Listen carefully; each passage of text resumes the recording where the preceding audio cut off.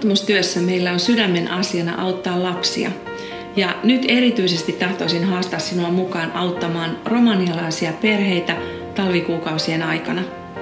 Talvi koettelee Eurooppaa ja nämä perheet, jotka elävät siellä köyhyyden ja työttömyyden ahdingossa, he tarvitsevat ympärivuotista apua.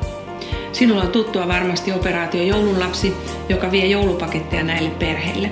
Sen lisäksi meillä toimii kummiapu useissa kylissä, jossa saamme lapsia kouluun ja autamme heitä vaateavulla ja jakamalla kenkiä. Mutta nyt ihan tällaisena talvikeräyksenä me tahdomme viedä ruokapaketteja monille perheille, jotka elävät siellä köyhyyden keskellä. Olen nähnyt usein Romaniassa näitä köyhiä perheitä, jotka asuvat maalattiaisissa majoissa. Heillä ei välttämättä ole kuin rikkinäinen tynnyri tulisijana. Perheessä on ehkä sänky tai sitten kaikki nukkuvat lattialla.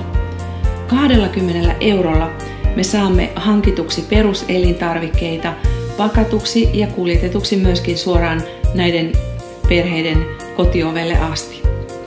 Mieti vähän, miten sinä voisit auttaa.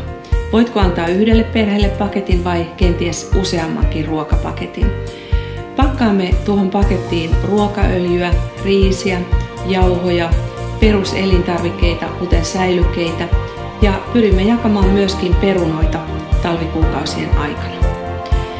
Ota yhteyttä meihin Patmoksessa, anna lahjasi joko netin kautta tai avustustilillemme, ja mieti myöskin sitäkin, voisitko sinä ryhtyä kummiksi.